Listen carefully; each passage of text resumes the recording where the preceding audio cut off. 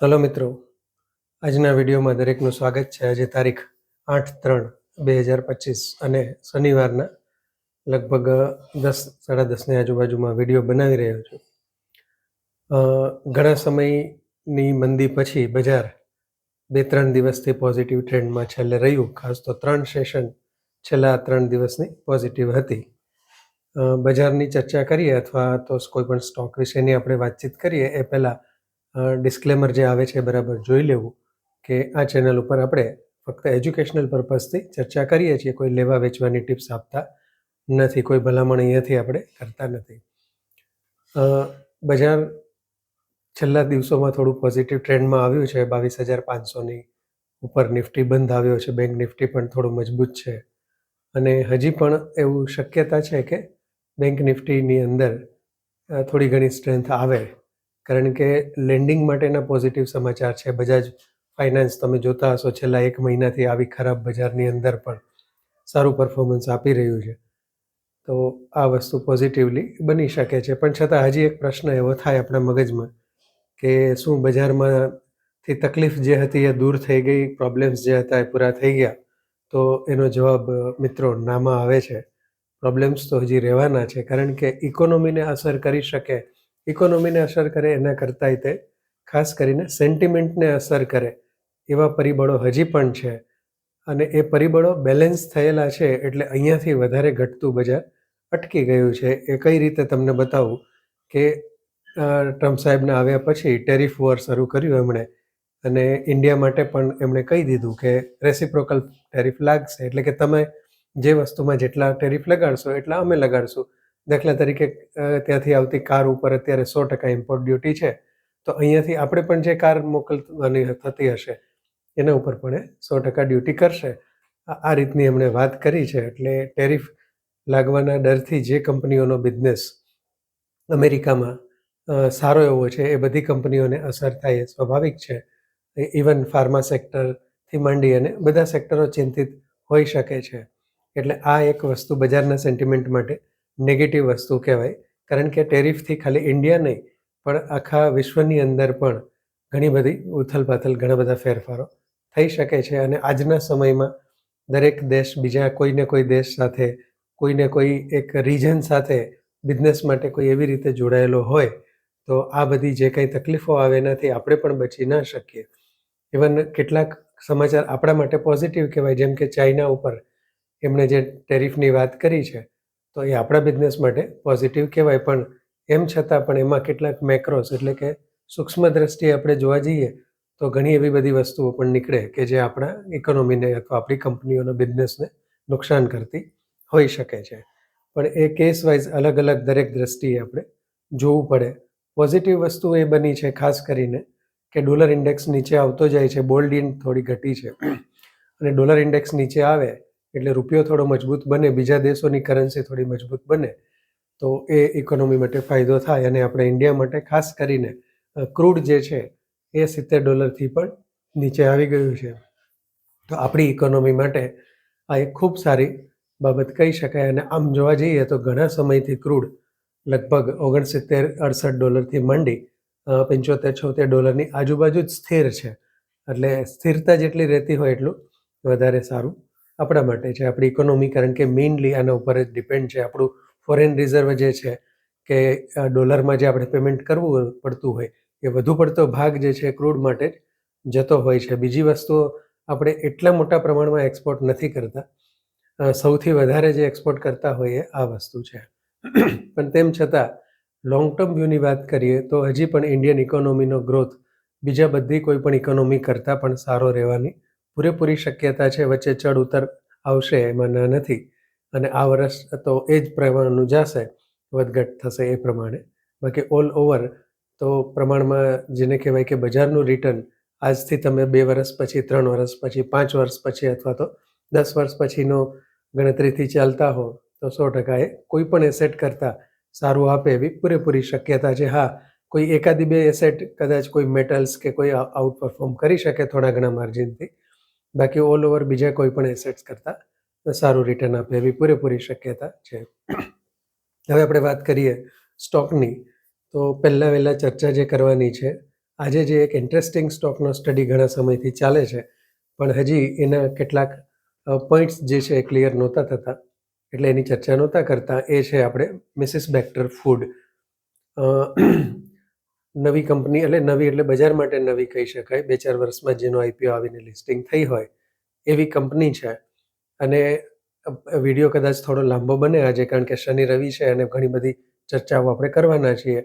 તો ખાસ કરીને જણાવી દઉં કે આ વિડીયોની અંદર આપણે જે સ્ટોકની વાત કરવાના છીએ, મિસિસ બેક્ટર ફૂડ, વીએસટી ઇન્ડસ્ટ્રીઝ, બે એસએમઈ આઈપીઓ જે છે, કટારિયા ઇન્ડસ્ટ્રીઝ અને ડેનિશ પાવર, એનું ખાલી ટૂંકમાં સંક્ષિપ્તમાં થોડુંક ઓબ્ઝર્વેશન, અને બીજી 1-2 સ્ક્રિપ્ટ કે જે આપણે જૂના વિડીયોમાં વાત કરી હોય એની થોડી ઘણી ચર્ચા કરવાના છીએ. આપણે એવું નથી કરતા વિડીયોમાં કે ઘણી બધી ભૂમિકા બાંધીએ કે આજે હું એક એવા શેરની વાત કરવાનો છું કે જે આ સેક્ટરનો છે ને આટલો ગ્રોથ છે, ને પછી 10 મિનિટનો વિડીયો પછી એનું નામ તમને ખબર પડે. આપણે એવી કોઈ જરૂર નથી. જો આપણી વાતમાં દમ હશે અને આપણે સારી માહિતી લોકોની સમક્ષ લાવતા હશું તો હંમેશા લોકોનો રસ પૂરેપૂરો વિડીયો જોવામાં પણ રહેવાનો જ છે. તો શરૂઆત કરીએ મિસિસ બેક્ટર ફૂડથી. એફએમસીજી સેક્ટરની કંપની કહી શકાય.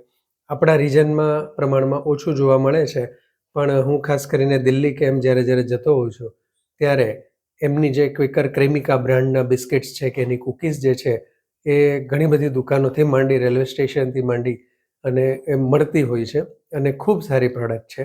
તો આ કંપની જે છે એ બેકરી અને એને લગતી આઇટમ્સ બનાવે છે. જ્યારે આઈપીઓ આવ્યો હતો ત્યારે એમના જે ફાઉન્ડર છે રજની બેક્ટર, એમની સિદ્ધિઓ વિશે ઘણી બધી વાત થઈ હતી. જેવી રીતે એક સમયે બાયોકોનના સ્થાપક કિરણ મજમુદાર શો મહિલા સશક્તિકરણ માટે, અને એ રીતે એમને યાદ કરવામાં આવતા. એ જ રીતે રજની બેક્ટર પણ એવા જ એક સાહસિક મહિલા છે. અને આપણે ઓલરેડી વિશ્વ મહિલા દિવસના બીજે દિવસે આ વિડીયો બનાવીએ છીએ, તો એમના માટે પણ એક આપણા તરફથી જે કહેવાય કે સદ્ભાવનાનો સંદેશો વ્યક્ત થઈ ગયો ગણાય. તો રજની બેક્ટર એમના સ્થાપક છે. એ સિવાય પણ બેક્ટર ફેમિલી જે છે એમનું, એમાં શેર હોલ્ડિંગ છે. મેઇન પ્રોડક્ટ બેકરી અને એને લગતી છે. એમની જે બ્રાન્ડ છે એ 2 બ્રાન્ડ મુખ્ય છે. ક્વેકર ક્રેમિકા કરીને છે અને બીજી જે છે ઇંગ્લિશ ઓવન. આ 2 બ્રાન્ડથી કંપની માર્કેટિંગ કરે છે. આ સિવાય કંપનીનો B2C એટલે કે બિઝનેસ ટુ કન્ઝ્યુમર, લોકોને સીધી પ્રોડક્ટ પહોંચાડતી હોય એવી પણ છે. અને બીજો B2B બિઝનેસ છે, એટલે કે કંપની મોટા બિઝનેસ સાથે કામ કરતી હોય, એને પ્રોડક્ટ આપતી હોય. એ B2B બિઝનેસ જે છે એ આપણે ક્વિક કોમર્સ અને ડિલિવરી કંપનીઓ જે કહેવાય, સ્વિગી, ઝોમેટો, એ બધાને બ્રેડ પ્રોડક્ટ કે બન પ્રોડક્ટ કે એ બધાની જે જરૂર પડતી રહેતી હોય છે એ બધું પણ મિસિસ બેક્ટર સપ્લાય કરે છે.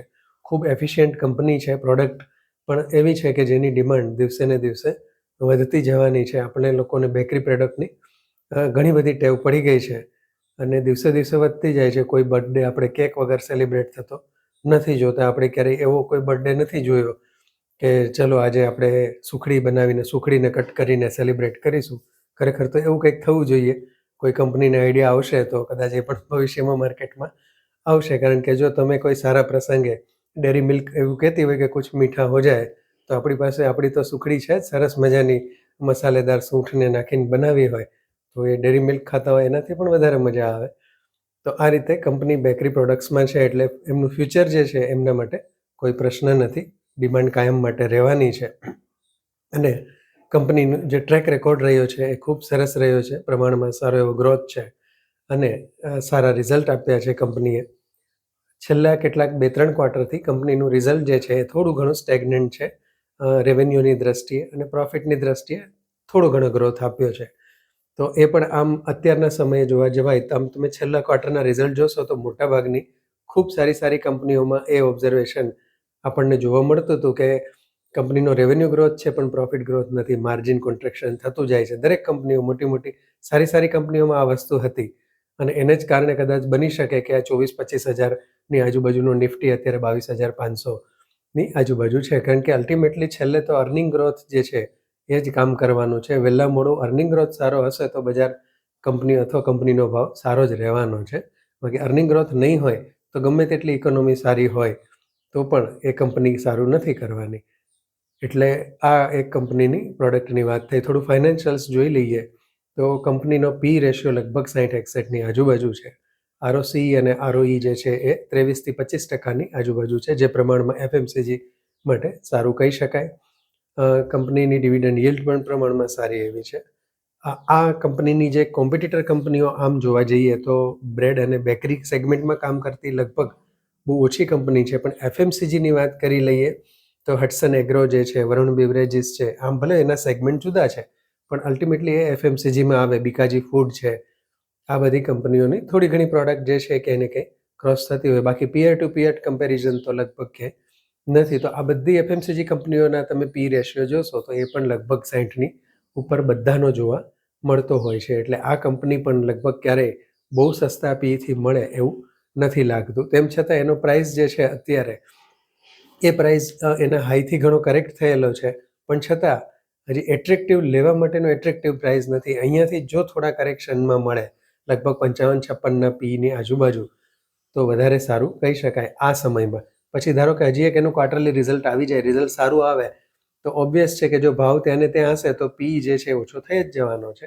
એટલે એ રીતે ગણતરી કરીને ચાલવાની. પણ ટૂંકમાં થોડું ઘણું કરેક્ટેડ ભાવે મળે તો એ થોડીક વધારે સારી આકર્ષક વેલ્યુએશન્સમાં આપણને મળ્યો કહેવાય. કંપનીનું ખાસ કરીને સ્ટડી કરવાનું અને ક્લેરિટી જે જોતી હતી એ હતી કે છેલ્લા 3-4 ક્વાર્ટરથી કંપનીનો શેર હોલ્ડિંગમાં પ્રમોટરોએ પોતાનો હિસ્સો લગભગ 1%ની આજુબાજુ જેટલો ઓછો કર્યો છે, પણ એની સામે એફઆઈઆઈ અને ડીઆઈઆઈ બંનેએ ખૂબ સારા એવા પ્રમાણમાં પોતાનો હિસ્સો વધાર્યો છે. એફઆઈઆઈએ તો છેલ્લા ક્વાર્ટરની અંદર 2% ઇક્વિટી પોતાની વધારી છે. ડીઆઈઆઈનો પણ હિસ્સો વધતો ગયો છે. અને તમે લાંબા સમય માટે જુઓ, 2022થી ટ્રેક કરવાનું શરૂ કર્યું મેં, કે જેથી કરીને આપણને 3-4 વર્ષના છેલ્લા ખબર પડે તો એફઆઈઆઈ અને ડીઆઈ 2-3% જેવો હિસ્સો આ કંપનીમાં ધરાવતા હતા. એમાંથી અત્યારે લગભગ 17-18%થી માંડીને 20-22% સુધીનો હિસ્સો એફઆઈઆઈ અને ડીઆઈઆઈનો બંનેનો થઈ ગયો છે, બંનેનો ઈચ ગણીને. અને પબ્લિકનો હિસ્સો પ્રમાણમાં ઘટ્યો છે.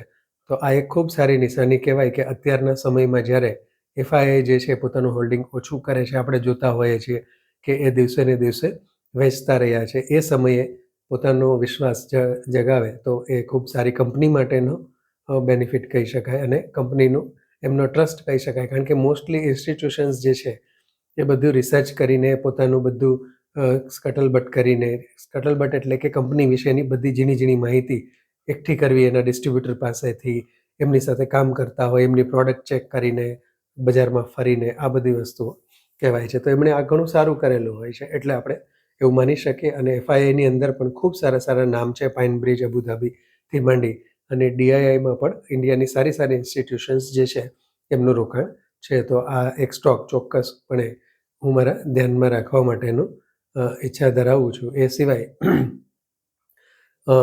કરેક્શન માટે ખાસ કરીને વોચ લિસ્ટમાં રાખવા માટેની ખૂબ સારી કંપની છે. કારણ કે હજી પણ વેલ્યુએશન્સની દ્રષ્ટિએ જો થોડો આપણને ઓછા ભાવથી મળે તો એ આકર્ષક કહી શકાય, એટલા માટેની આ એક આપણે ખાસ વાત છે. કોઈ લેવા કે વેચવાની ભલામણ નથી. બીજી એક કંપનીની જે વાત કરવાની છે એ છે વીએસટી ઇન્ડસ્ટ્રીઝ.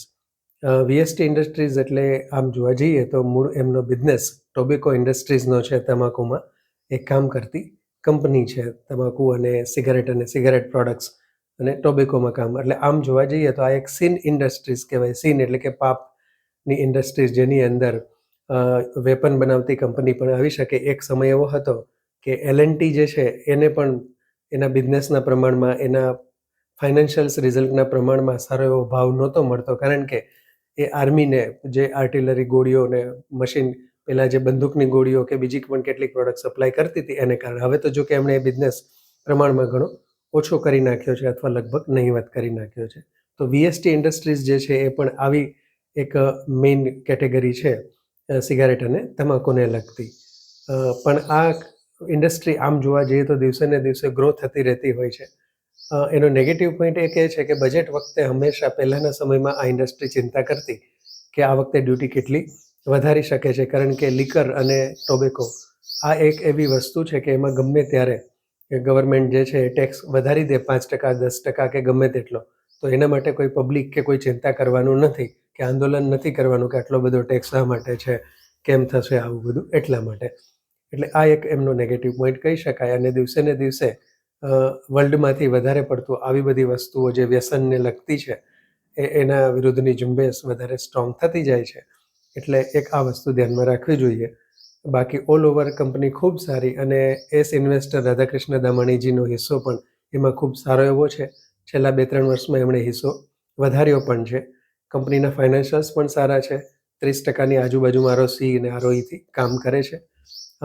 એક નોંધપાત્ર વસ્તુ એ છે કે છેલ્લા 5 કે 6 વર્ષમાં તમે જોશો તો કંપનીનો પ્રોફિટ માર્જિન દિવસે ને દિવસે ઘટતો જાય છે. એટલે રિટર્ન ઓફ ઇક્વિટી જે છે એ પણ ઘટતી જાય છે. એક સમયે 60-61ની આજુબાજુ હતી, એમાંથી અત્યારે 35-36 કે 32ની રેન્જમાં આવી ગઈ છે દિવસે ને દિવસે. એક આ વસ્તુ છે. બાકી શેર હોલ્ડિંગ પ્રમાણમાં સ્ટ્રોંગ છે. રોથમન્સ જે બ્રાન્ડ છે એ બ્રાન્ડનો પણ આમાં થોડો ઘણો હિસ્સો છે. કેટલીક ઇન્ટરનેશનલ બ્રાન્ડ્સ પણ કંપની મેન્યુફેક્ચર કરે છે. બિઝનેસની વધારે ડિટેલમાં નહીં જઈએ, પણ ઓલ ઓવર ઠીક કંપની કહી શકાય.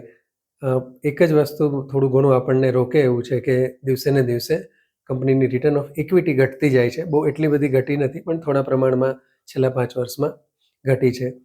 અને આમ જોવા જઈએ તો એના વિશે નિર્ણય લેવો એ પર્સનલ મેટર કહી શકાય. પણ બને ત્યાં સુધી બીજા ઓપ્શન્સ અવેલેબલ હોય ત્યાં સુધી આ પ્રકારની જે ઇન્ડસ્ટ્રી હોય છે એમાંથી બને ત્યાં સુધી દૂર રહેવું, એવો પર્સનલી મારો ઓપિનિયન છે. બાકી આમ જોવા જઈએ ને તો ખૂબ સાઉન્ડ કંપની, બીજી કોઈ રીતે રેડ ફ્લેગ કે એવી કોઈ ચિંતા કરવાની જરૂર નથી. ગ્રોથની બાબતમાં પણ કોઈ પ્રશ્ન નથી. દિવસે ને દિવસે ભલે ગમે તેટલા રિસ્ટ્રિક્શન આવે પણ લોકો એના માટે તૈયાર હોય છે, અને ગવર્મેન્ટના રૂલ્સમાંથી રસ્તા પણ નીકળી જતા હોય છે. બીજી બે જે છે એ ખુલ્લું રાખ. બે ઇન્ડસ્ટ્રીની આપણે વાત કરવાની હતી, એ હતો SME IPO. તો બે SME IPOમાં એક કટારિયા ઇન્ડસ્ટ્રીઝ માટે એક આપણા સબસ્ક્રાઈબરે પ્રશ્ન પૂછ્યો હતો. તો કટારિયા ઇન્ડસ્ટ્રીઝ જે છે એ SME IPO છે, એના ભાવ કરતાં અત્યારે પ્રમાણમાં સારો એવો અપ ચાલે છે, પણ બજારના કરેક્શનમાં એ કરેક્ટ થયો છે. સાથે સાથે બીજી કંપની ડેનિસ પાવર, કે જે રાજસ્થાન બેઝ ટ્રાન્સફોર્મર બનાવે છે વિન્ડ પાવર અને સોલાર પાવર માટેના, એ કંપની, આ બેના પ્રશ્ન હતા. પણ મિત્રો, SME IPO જે છે ને એમાં જેટલું આપણને દેખાતું હોય, દાખલા તરીકે મારે રિસર્ચ કરવું છે તો હું કેટલીક વેબસાઇટ ઉપર, BSE ઉપર જઈશ, કંપનીની વેબસાઇટ જોઈશ, આ બધી વસ્તુઓથી એસેસમેન્ટ કરવાની ટ્રાય કરીશ. તો એમાં જે આંકડા બતાવે છે ROCE, ROEના, એ SMEના તો ખૂબ સારા જ હોવાના છે, પણ એનો ટ્રેક રેકોર્ડ ખૂબ ઓછો મળશે. એકાદ કે બે જ રિઝલ્ટ આપણને મળશે. દર ક્વાર્ટરમાં ઘણી કંપનીઓ પરિણામ પણ નથી આપતી. એટલે SME જે છે ને એમાં બને ત્યાં સુધી પ્રાઇસ એક્શન ઉપર જવું, એટલે ચાર્ટની દ્રષ્ટિએથી વધારે સ્ટડી કરી અને એનો નિર્ણય લેવો, તો એ તમારા માટે ફાયદો કરી શકે છે. બાકી તો કેટલાક SME IPO જ્યારે આવ્યા હતા ત્યારે એનો વિડીયો બનાવ્યો હશે, પણ છતાંય કોઈ એને સ્પેસિફિક એને લગતો કોઈ પ્રશ્ન હોય તો એના માટે વિચારી શકાય. બાકી SME IPOમાં કોઈ એક મન બનાવવું, ગાઈડન્સ આપવું કે આમાં ખરેખર શું કરવું જોઈએ. સારા ભાવે લિસ્ટ થયેલા હશે, કારણ કે એ સમયે માર્કેટ ખૂબ સારી હતી, અને ત્યાંથી અત્યારે નીચે આવીને કદાચ ઇસ્યુના પ્રાઇસની આજુબાજુ અથવા તો ઘણા ઓછા પ્રાઇસ ઉપર આવી ગયા હશે. ભલે પ્રોફિટમાં કદાચ હોઈ શકે છે. તો હવે શું કરવું, આ એક પ્રશ્ન ખાસ થતો હોય, પણ એનો ક્લિયર કટ જવાબ આપવો એટલા માટે મુશ્કેલ છે કે એના ફાઇનાન્શિયલ્સ, એનો ટ્રેક રેકોર્ડ ઉપરથી અત્યારે આપણે કોઈ એક ક્લિયર કટ એનો વ્યૂ બનાવી શકીએ એવું નથી લાગતું. એટલા માટે તેમ છતાં પણ સેક્ટર જોઈ અને જો હોલ્ડિંગ કરવાની કેપેસિટી હોય તો ઘણા SME IPO એ પ્રમાણમાં સારું રિટર્ન આપ્યું છે અને પોઝિટિવ બજારમાં ચાલે છે. પણ અત્યારના સમયે હવે થોડું ચેતીને ચાલવું જોઈએ, ને એટલે જ કોઈ પણ SME IPOની હમણાં આપણે ચર્ચા નથી કરતા. મિત્રો, આજના દિવસ માટે એટલું જ. દરેક જેમણે સબસ્ક્રાઇબ કરી છે ચેનલે, દરેક મિત્રને ધન્યવાદ. વધુને વધુ મિત્રોને એમાં જોડો અને લાઈક કરવાનું ચૂકશો નહીં મિત્રો. જય હિન્દ.